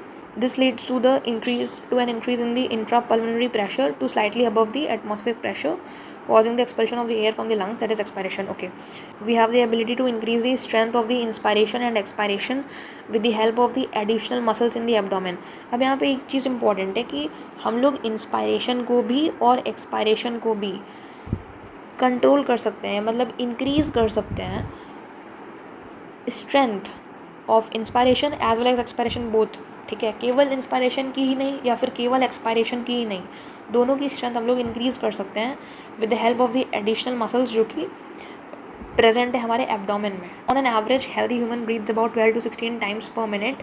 ये इंपॉर्टेंट है, 12 to 16 टाइम्स है, और 1 मिनट में 12 to 16 टाइम्स, ठीक है। The volume of the air involve in the breathing movements can be estimated by, क्या चीज़ एस्टिमेट कर सकते हैं? वॉल्यूम ऑफ एयर जो इन्वॉल्व होती है ब्रीदिंग में, estimated by using a spirometer, जो कि हेल्प करता है clinical assessment of pulmonary functions. अभी ये वाला वर्ड दोबारा आएगा इसमें, रेस्पिरेटरी वॉल्यूम्स और कैपेसिटीज़ वाले टॉपिक में, क्लिनिकल असेसमेंट से रिलेटेड, ठीक है। स्पायरोमीटर का यूज़ करते हैं हम लोग वॉल्यूम ऑफ एयर कितना इन्वॉल्व है ब्रीदिंग में उसको मेजर करने के लिए, जिससे हम लोग काफ़ी सारे क्लिनिकल असेसमेंट कर सकते हैं। तो एक ये चीज़ हो गई। अब यहाँ पे जैसे 12 to 16 टाइम्स पर मिनट दिया ना, जैसे अब मोस्टली हम लोग हार्ट का पढ़ते हैं तो 72 बीट्स होते हैं ना पर मिनट, बीट्स होते हैं हार्ट के पर मिनट। उसी तरह से यहाँ पे जो लंग्स हैं वो 12 to 16 टाइम्स मूव करते हैं। देन ये डायग्राम यहाँ पे, ये एरोज़ काफ़ी इंपॉर्टेंट है एग्जामिनेशन में। ये जो रिटन फॉर्मेट है ये नहीं दिया रहेगा, बस एरो से आपको समझना होगा। जब ये हमें पता है कि डायफ्राम की नॉर्मल स्टेट ऐसी होती है, तो फिर जब ये नीचे एरो है इसका मतलब ये कॉन्ट्रैक्शन जब इसका होगा तो ऑब्वियसली ये वॉल्यूम बढ़ जाएगी, और जब ये वॉल्यूम बढ़ जाएगी तो ऑब्वियसली प्रेशर, वॉल्यूम बढ़ गई तो प्रेशर कम, जब अंदर का प्रेशर कम हो गया बाहर का प्रेशर ज़्यादा, तो ऑब्वियसली ये एयर एंटरिंग दी लंग्स होगा, ना कि air expelled from the lungs. फिर यहाँ पे वॉल्यूम ऑफ थोरैक्स इंक्रीज़ हो जाएगा ऑब्वियसली। फिर रिब्स एंड स्टर्नम रेज्ड हैं, फिर ये रिब केज का डायग्राम ही है, ठीक है। फिर यहाँ पे एक्सपायरेशन में ये आपको मेन एरोज़ पे ध्यान देना है। अब ये एरोज़ ऐसी बन रही हैं, इसका मतलब है वापस से अपने रिलैक्स्ड स्टेट पे जा रहा है, कॉन्ट्रैक्टेड स्टेट से, ठीक है। तो फिर यहाँ पे डायफ्राम रिलैक्स्ड है and arched upwards. Volume of thorax decreased है ऑब्वियसली, जब वॉल्यूम कम, पहले वॉल्यूम इतनी थी है ना कॉन्ट्रैक्शन में, अब कम हो गई वॉल्यूम तो इतनी हो गई, तो वॉल्यूम कम हो गई तो प्रेशर ज़्यादा, तो जब अंदर का प्रेशर ज़्यादा तो फिर बाहर का प्रेशर कम, तो फिर अंदर से बाहर की तरफ एयर जाएगी, तो obviously air expelled from the lungs. फिर यहाँ पे ribs and sternum return to the original position. तो ये चीज़ है, ठीक है। एरोज़ आप देखना इंपॉर्टेंट है कि किस तरह से एरो है, उसके अकॉर्डिंग आप अपने आप से इसका ये सब नाम जो है ना अपने आप से लिख सकते हो। जैसे कि रिब्स एंड स्टर्नम रेज्ड है, अपने आप लिख लोगे वो। अगर आपको बस एक डायग्रामेटिकली आपको अगर इंस्पायरेशन और एक्सप्रेशन का आइडिया ना, तो डेफिनेटली आप क्वेश्चंस गलत नहीं करोगे, ठीक है। Then we come to respiratory volumes and capacities. Tidal volume, okay. So volume of air inspired or expired during a normal respiration, it is approximately 500 ml. That is, a healthy man can inspire or expire approximately 6000 to 8000 ml of air per minute, ठीक है। अब जैसे देखिए important होता है इसके question solve करने होते हैं हमें एग्जामिनेशन में, ठीक है। तो एक सबसे बेस्ट तरीका मैं बताऊँ, अगर इसके कभी भी रेस्पिरेटरी वॉल्यूम्स और कैपेसिटीज़ के क्वेश्चन सॉल्व करने हो ना, तो आप जैसे देखना, suppose this is tidal volume, ठीक है। फिर ये इंस्पायरेटरी रिजर्व वॉल्यूम है, यहाँ पे मैं लिख देता हूँ टीवी, इंस्पायरेटरी रिजर्व वॉल्यूम है। देन उससे थोड़ा सा कम होता है IRV से, ठीक है। It is ERV, expiratory reserve volume, और फिर यहाँ पे होता है रेसिडुअल वॉल्यूम, ठीक है। तो ये चार्ट आपको नॉर्मल वे में पता होना चाहिए। ये वाली टाइडल वॉल्यूम है जो नॉर्मली हम लोग लेते हैं, ये इंस्पायरेटरी रिजर्व वॉल्यूम है जो हम लोग एक्सेस में एयर लेते हैं बाहर से, और एक्सपायरेटरी वॉल्यूम है जो हम लोग नॉर्मल लेते जो एक्सेस में निकाल देते हैं, ठीक है, ERV। देन रेसिडुअल वॉल्यूम जो हमेशा हमारी लंग्स में प्रेजेंट होते हैं। तो देखिए टाइडल वॉल्यूम के लिए यहाँ पे लिख रहा है कि volume of the air inspire, कितनी एयर हम लोग इंस्पायर करते हैं या फिर इंस्पायर और expire during the normal respiration. अभी जैसे बैठे हुए हैं तो नॉर्मल सांस ले रहे हैं ना जो, तो कितना वॉल्यूम ऑफ एयर हम लोग ले रहे हैं या फिर रिलीज़ कर रहे हैं नॉर्मल रेस्पिरेशन के टाइम पे, जो कि 500 ml है एक ब्रीद में। ये 500 ml जो यहाँ दिया है ना, ये एक ब्रीद का दिया हुआ है। हमें पता है कि जैसे 500 ml है और हम लोग 1 मिनट में 12 टाइम्स या 16 टाइम्स ब्रीद करते हैं, तो 12 करेंगे ना तो ये आएगा 6000, ठीक है। और अगर मैं 500 इंटू 16 कर दूँ ना तो फिर ये आएगा 8000। तो ये आता है पर मिनट के लिए, इतनी ml ऑफ एयर 1 मिनट में हम लोग टाइडल वॉल्यूम जो लेते हैं ना नॉर्मली बैठे बैठे, तो वो इतना उसका वॉल्यूम होता है 6000 to 8000 ml पर मिनट। बट एक ब्रीद में हम लोग 500 ml लेते हैं, ठीक है। तो ये नॉर्मल टाइडल वॉल्यूम हो गई, ये यहाँ पे लिख सकते हो आप ऐसे 500 ml, ठीक है। और ठीक है, दोनों चीज़ें इंक्लूडेड हैं यहाँ पे, इंस्पायरेशन भी और एक्सपायरेशन भी। और कब? नॉर्मल रेस्पिरेशन के टाइम पे। That is healthy man can inspire या फिर एक्सपायर, दोनों चीज़ें हैं, ये इंपॉर्टेंट है। 6000 to 8000 ml of air per minute. Then उसके बाद यहाँ पे लिख रहा है इंस्पायरेटरी रिजर्व वॉल्यूम। अब जैसे यहाँ पे ये नई NCERT है ना, देखिए रीप्रिंट है 2025-26 वाली। पहले लिखा था यहाँ पे कि additional volume of air, but अब उन्होंने यहाँ पे ये नहीं लिखा, सिंपल यहाँ पे लिख रहा है कि a person can inspire by a forcible inspiration, this averages 2500 ml 3000 ml तक। ये सारा एक ब्रीथ का है। अभी जैसे मैंने बोला कि ये 500 ml एक ब्रीथ का है, तो एक मिनट में वो 6000 से 8000 ml एक मिनट में बोल रहा है, ठीक है। बट इसके बाद की जो सारी IRV ERV RV वगैरह दिए हुए हैं ना, तो ये सारे एक ब्रीथ का है। तो वही चीज़ है बाय, ये इंपॉर्टेंट है, इंस्पायर कर रहे हैं क्योंकि इंस्पायरेटरी रिजर्व वॉल्यूम है।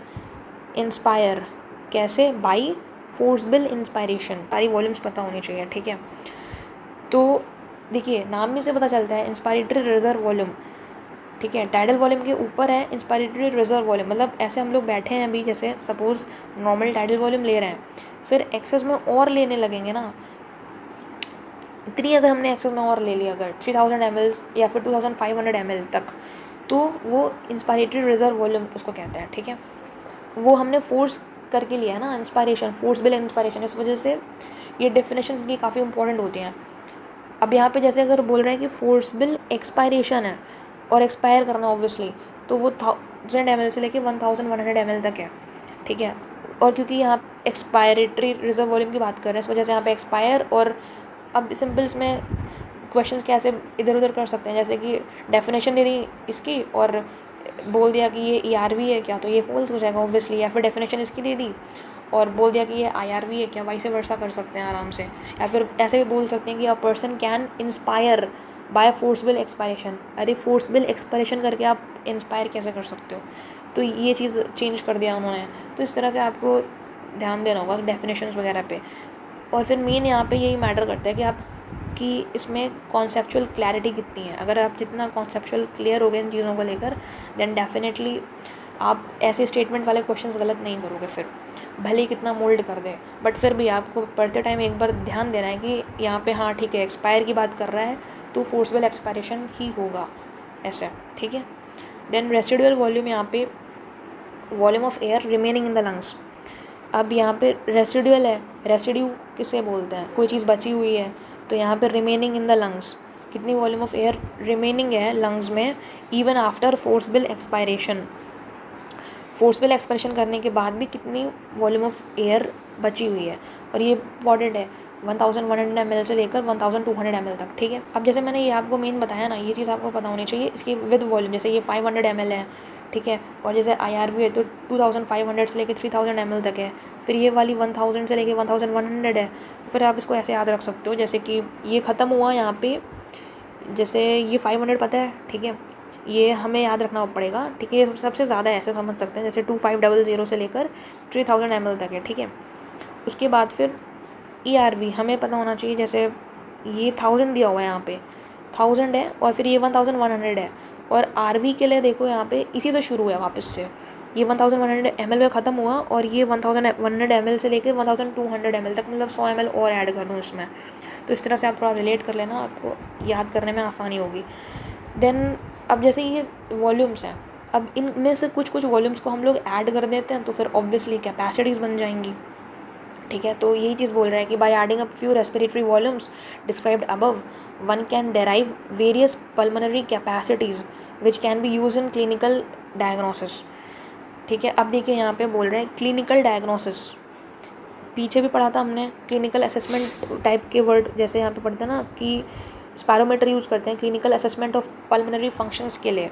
और स्पायरोमीटर मेजर करता है क्या, इंपॉर्टेंट है, वॉल्यूम ऑफ एयर को मेजर करता है। उसी तरह से कई सारी हम लोग रेस्पिरेटरी वॉल्यूम्स को ऐड करके जो कैपेसिटीज़ बनती हैं, फिर इन कैपेसिटी से हम लोग क्लिनिकल डायग्नोसिस कर सकते हैं, ठीक है। तो ये भी इंपॉर्टेंट है। 2 जगह क्लिनिकल डायग्नोसिस वाला वर्ड दिया हुआ है, वैस्कुलराइज वाला वर्ड 3 जगह दिया हुआ है, थिन वाला वर्ड अभी तक 3 जगह मिला हमें। तो इस तरह से आपको मतलब याद रखना है। फिर जैसे स्ट्रेट ट्यूब है, तो ट्रैकिया के लिए स्ट्रेट ट्यूब कहा गया था, और आगे जाके कलेक्टिंग डक्ट के लिए कहा गया। अब जैसे टाइडल वॉल्यूम और IRV को मिला देते हैं, आप अपने NCERT में यहाँ से लेके ऐसे मार्क करके यहाँ पे IC लिख सकते हो, ठीक है। तो ये बन गई इंस्पायरेटरी कैपेसिटी, यहाँ साइड में ऐसे करके IC इंस्पायरेटरी कैपेसिटी, ठीक है। फिर उसके बाद PV और ERV को यहाँ पे आप मिला के लिख सकते हो EC एक्सपायरेटरी कैपेसिटी, मतलब इंस्पायर करने की हमारी कितनी कैपेसिटी है, टोटल टाइडल वॉल्यूम है और आईआरवी है। एक्सपायर करने की कितनी कैपेसिटी है, टीवी और ईआरवी है, ठीक है। तो फंक्शनल रेसिडुअल कैपेसिटी मतलब हमारे फंक्शनल करते रहते हुए भी कितनी वॉल्यूम हमेशा हमारे लंग्स में ऑलमोस्ट प्रेजेंट रहती है। It includes ERV plus RV, तो functional residual capacity FRC। Then we have vital capacity, मतलब ERV, TV और IRV, ठीक है।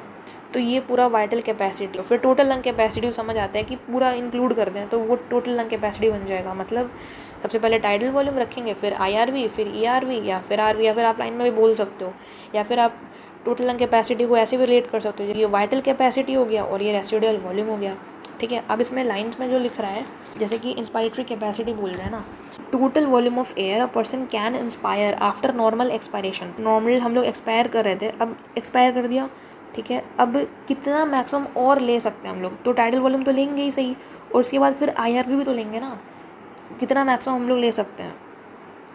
This includes tidal volume and inspiratory reserve volume. Total यहाँ पे इंपॉर्टेंट है, टोटल कितना हम लोग ले सकते हैं आफ्टर नॉर्मल एक्सपायरेशन करने के बाद, ये इंपॉर्टेंट है।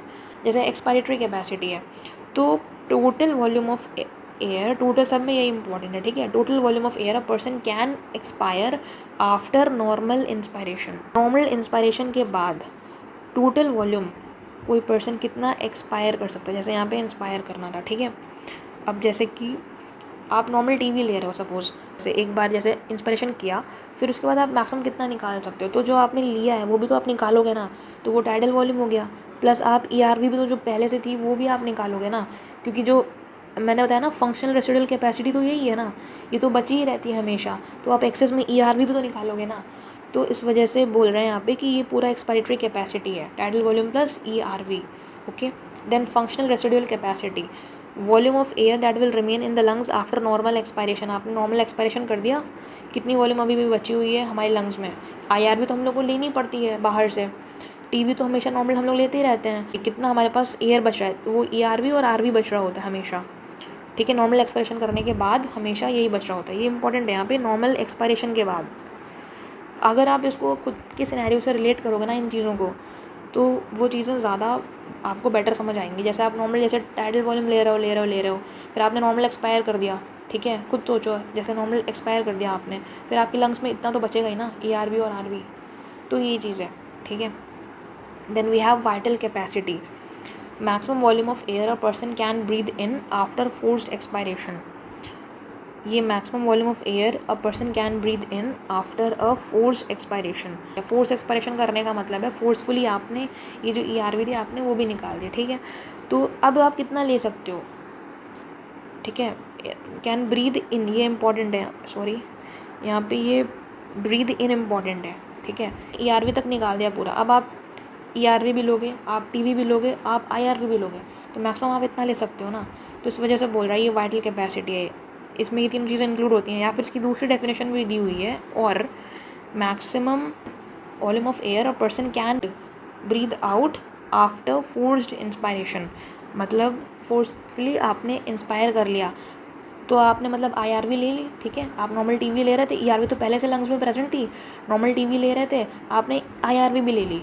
अब आप कितना मैक्सिमम निकाल सकते हो, तो आप IRV भी निकालोगे, TV भी निकालोगे और RV भी निकालोगे, सॉरी ERV भी निकालोगे, ठीक है। तो ये हो गया एक वाइटल कैपेसिटी की दूसरी डेफिनेशन, ठीक है। यहाँ पे इन्होंने दो डेफिनेशन दी हुई है। Then total lung capacity, total volume of air accommodated in the lungs at the end of forced inspiration. देखिए RV तो हमेशा प्रेजेंट होती है लंग्स में, ERV भी प्रेजेंट होती है हमेशा लंग्स में, ठीक है। जब तक आप इसको फोर्सफुली ना निकालें तब तक हमेशा प्रेजेंट ही रहेगी। टाइडल वॉल्यूम है तो ये नॉर्मल हम लोग ले रहे हैं बैठे बैठे, ठीक है। फिर हमने ये IRV भी एक्सेस में हमने ले ली, ठीक है, तो हमारे पास सब सारी आ गई ना, तो ये टोटल लंग कैपेसिटी हो गई। तो इसलिए बोल रहे हैं आफ्टर, ये इंपॉर्टेंट है, फोर्स इंस्पायरेशन करने के बाद टोटल कितनी volume of air accommodated in the lungs, ठीक है, आफ्टर फोर्स इंस्पायरेशन, ठीक है। तो इसमें RV, ERV, TV और IRV सब आता है, या फिर vital capacity plus residual volume आता है, ठीक है।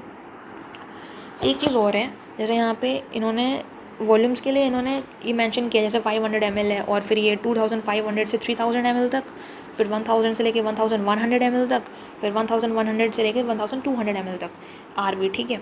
तो अब जैसे आपको लिखना है आईसी की कितनी वैल्यू होगी। तो फिर आईसी के लिए आपको पता है टीवी प्लस आईआरवी होता है, तो आप इसको सिंपल ऐड कर दो। मतलब आईआरवी कितना आ गया 2500 है ना, और टीवी कितना है 500 है, तो 2500 प्लस 500 कर दो और फिर 3000 प्लस 500 कर दो, तो वो आ जाएगा आपका इंस्पायरेटरी कैपेसिटी की वॉल्यूम आ जाएगी, उसकी रेंज आ जाएगी। ठीक है, वॉल्यूम्स को ऐड करके आप कैपेसिटी की वॉल्यूम पता कर सकते हो। ठीक है, जैसे टोटल लंग कैपेसिटी नॉर्मली आती है 5700 ml से लेके 6000 ml तक, तो ये मैक्सिमम हो जाता है ओब्वियसली। ठीक है, और एक चीज़ और है, जैसे रेसिडुअल वॉल्यूम है ना, तो यहाँ लिखा है कि volume of air remaining in the lungs even after forcible expiration, मतलब फोर्सबल इंस्पायरेशन नहीं है यहाँ पे, और यहाँ पे इंस्पायरेशन नहीं हो सकता फोर्सबली। ठीक है, मतलब फोर्सबली हम लोग ने कितना एक्सपायर किया, जैसे मतलब हमने ईआरवी भी निकाल दी ना, तो फिर जो बचा है ना उसको कहते हैं आरवी, मतलब रेसिडुअल वॉल्यूम। ठीक है, और एक चीज़ और, ये डेटा है ना, दैट इज़ 1100 से लेके 1200 ml तक,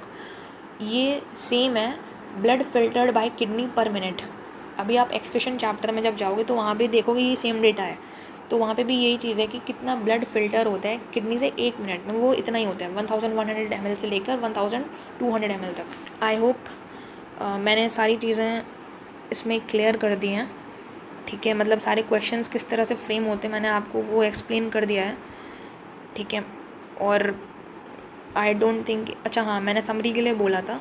ठीक है, जैसे मैं अगर जैसे बता दूँ समरी वाइज में, जैसे यहाँ पे जैसे मैंने बताया, देखिए इनडायरेक्ट बोला था, यहाँ पे डायरेक्ट नहीं हो सकता, डायरेक्ट होगा तो गलत होगा। आपने अपनी एनसीईआरटी में उसको मार्क करिए विद हाईलाइट, आप उसको करिए या फिर पेंसिल से पेन से कैसे भी आप मार्क करिए, ताकि आप जितने टाइम से इसको पढ़ेंगे तो डेफिनेटली आपको वो चीज़ें जब रहेंगी दिमाग में कि हाँ ठीक है ये था और ये नहीं हो सकता, या फिर अगर ऐसे सोचते हैं तो ऐसे गलत हो जाएगा, तो फिर ये सारी चीज़ें आपको कंसिडर कर रही हैं। ठीक है, जैसे मैंने बताया था इनडायरेक्टली सिंपल मॉलिक्यूल्स बोला था, कॉम्प्लेक्स नहीं हो सकता यहाँ पे। ठीक है, फिर ये चीज़ें हो गई, CO2 हार्मफुल दिया हुआ है एनसीईआरटी में, एनाबॉलिक होगा नहीं होगा, यहाँ पे कैटाबॉलिक होगा।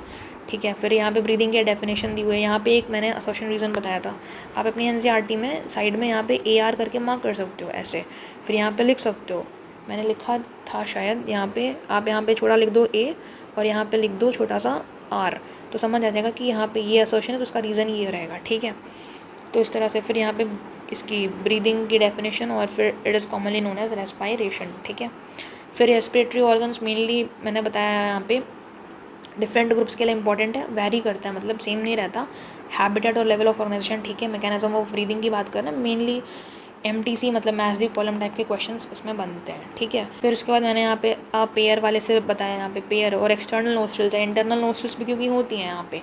ठीक है, बट हम लोग यहाँ पे एक्सटर्नल नोस्ट्रल्स की बात कर रहे हैं, और ओपनिंग आउट अबव दी अपर लिप्स, आउट बाहर की तरफ खुलते हैं, अपर लिप्स के ऊपर है। ठीक है, फिर यहाँ पे भी मैंने एक एसोसिएशन रीज़न बताया था। फिर collecting the tick straight tube है, यहाँ पे जैसे मैं बताया कि थिन है वेरी थिन, तो ये तीनों थिन पता होने चाहिए आपको। फिर उसके बाद जैसे एपिग्लोटिस है, ई से एपिग्लोटिस, ई से इलास्टिक, और ये कार्टिलेज है, इट इज़ नॉट बोनी, यहाँ पे भी कार्टिलेज है, बोनी नहीं है। तो ये सारे तरह के क्वेश्चंस बन सकते हैं, आप इसको सोच सकते हैं। जैसे यहाँ पे मैंने बताया कि C शेप्ड वाला जो कार्टिलेज है कहाँ से कहाँ तक, ये आपको पता होना चाहिए। फिर एल्वेलाई है, फिर यहाँ पे मैंने वैस्कुलराइज की 3 जगह दिखाई थी आपको, यहाँ पे भी वैस्कुलराइज दिखाया था, यहाँ पे भी, और लंग्स के लिए भी, गिल्स के लिए भी, और इधर एल्वेलाई के लिए भी वैस्कुलराइज बताया था। ठीक है, देन ये डायग्राम में ये ब्रोंकस इंपॉर्टेंट है, और ये ब्रोंक्यूल भी आपको पता होना चाहिए, अब ब्रोंक्यूल ब्रोंकस में कन्फ्यूज़ ना हो। ठीक है, देन उसके बाद फिर यहाँ पे कंडक्टिंग पार्ट और एक्सचेंज पार्ट कहाँ से कहाँ तक आते हैं, वो ये चीज़ बताई यहाँ पे मैंने। ठीक है, देन फिर उसके बाद, और ये चीज़ इंपॉर्टेंट है कि यहाँ पे एटमॉस्फेरिक एयर ही होगा, यहाँ पे टिश्यू वगैरह नहीं होगा, क्योंकि यहाँ पे हम लोग एक्सचेंज पार्ट की बात कर रहे थे। ठीक है, तो और यहाँ पे अगर हम लोग ने हाँ इसमें अगर वाइस वर्सा कर दिया तो ये फॉल्स हो जाएगा, ये मैंने बताया था। ठीक है, कि एनाटॉमिकल सेटअप वाला जो है वो लंग्स थोरैक्स में कोई भी चेंज करेंगे तो वो लंग्स में दिखेगा। ठीक है, वो वाइस वर्सा ट्रू नहीं होगा। यहाँ पे भी एक बताया था मैंने एसोसिएशन रीज़न, आप यहाँ पे ऐसे मार्क कर सकते हो, जैसे कि अगर आप लिख दो यहाँ पे असर्शन यहाँ पे, और यहाँ पे रीज़न लिख दो, R लिख दो यहाँ पे छोटा सा, फिर यहाँ पे ऐसे मार्क करके A/R लिख दो, तो जब भी आप पढ़ोगे ना उसको यहाँ पे आपको याद रहेगा कि हाँ ठीक है यहाँ पे असोसिएशन रीज़न था। देन यहाँ पे भी कैटाबॉलिक रिएक्शन से, एनाबॉलिक नहीं है यहाँ पे भी। और हाँ यहाँ पे जैसे लिख रहा है ना कि एटमॉस्फेरिक एयर है, तो एटमॉस्फेरिक एयर में ऑक्सीजन और CO2 दोनों आती हैं, वो अंदर आएंगी, इज ड्रॉन इन है, and CO2 rich alveolar air, लेकिन हमारे जो एल्वुलाई में ना सिर्फ CO2 प्रेजेंट है मैक्सिमम ही, ऑक्सीजन में प्रेजेंट होगी बट वो ज़्यादा नहीं होगी, बट वो जो रिच होगा, अगर यहाँ ऑक्सीजन रिच एल्वुलर एयर, तो ये फॉल्स हो जाएगा ना, इज़ रिलीज्ड आउट, तो ये फॉल्स हो जाएगा स्टेटमेंट, है ना। तो यहाँ पे ऑक्सीजन रिच नहीं होगा, CO2 रिच होगा, और एटमॉस्फेरिक एयर में दोनों ऑक्सीजन और CO2 दोनों आते हैं, ठीक है। और यहाँ पे नाइट्रोजन नहीं हो सकता, यहाँ पे कैटाबॉलिक रिएक्शंस होगा, ठीक है। और फिर 2 स्टेजेस होते हैं इंपॉर्टेंट, ठीक है। फिर रीज़न मेन तो वही प्रेशर ग्रेडियंट है, किसके किसके बीच में ये पता होना चाहिए, लंग्स और एटमॉस्फेयर के बीच में प्रेजेंट होता है। और इंस्पायरेशन एक्टिव है, एक्सपायरेशन जो है वो पैसिव प्रोसेस है, ये चीज़ एक इंपॉर्टेंट है। फिर is less than the less more, इन सब का ध्यान रखना होता है। मोस्टली हमें कीवर्ड जिसे कहते हैं ना, यही होते हैं, लेस, मोर, और कहाँ पे एक्सपायरेशन है। और फिर ये इनका फंक्शन करने का तरीका, मेरे अकॉर्डिंग बेस्ट तरीका आप इन डायग्राम समझते हो ना, जैसे जैसे आप ये लाइन, फिर आप इसको डायग्राम को समझ लोगे ना, डेफिनेटली ये लाइन्स अपने आप ही क्लियर हो जाती हैं फिर, ठीक है। फिर यहाँ पे ये इंपॉर्टेंट है कि इंस्पायरेशन और एक्सप्रेशन दोनों, क्वेश्चन में कभी कभार एक ही लिखा होता है, तो फिर वो ऐसा नहीं ओनली लिखेगा तो फिर वो गलत हो जाएगा, यहाँ पे ओनली कर देगा, बोथ होना चाहिए। दोनों एब्डोमिनल मसल्स इंस्पायरेशन और एक्सप्रेशन दोनों के लिए हेल्प करती हैं, ठीक है।